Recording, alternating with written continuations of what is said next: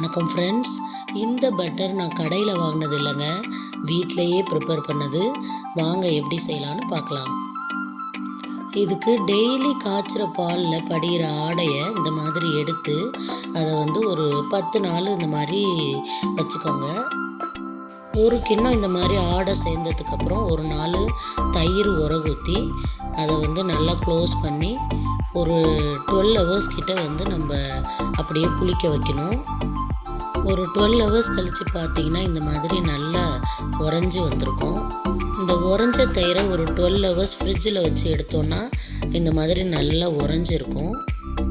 அதை அப்படியே நம்ம ஒரு மிக்ஸி ஜாருக்கு ட்ரான்ஸ்ஃபர் பண்ணிக்கலாம். அதில் நல்லா ஒரு 2 கப்பு தண்ணி சேர்த்து நல்லா அடித்து எடுத்தோம் அப்படின்னா இந்த மாதிரி வெண்ணெய் நல்லா பிரிஞ்சு வந்திருக்கும்.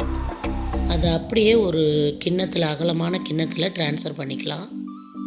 அதோட கொஞ்சம் நிறைய தண்ணி சேர்த்து, நல்லா தண்ணி சேர்த்துட்டு அந்த பாத்திரத்தை எடுத்து நல்லா இப்படி துளாவுனாலே அதில் அந்த வெண்ணெய் எல்லாமே மேலே வந்துடும். அப்படியே நம்ம எடுத்தோம் அப்படின்னா சூப்பரான பட்டர் நமக்கு கிடைச்சிரும். இந்த மாதிரி சூப்பரான பட்டர் நம்ம வீட்டிலையே தயார் பண்ணி நல்லா சாப்பிடுங்க ஃப்ரெண்ட்ஸ்.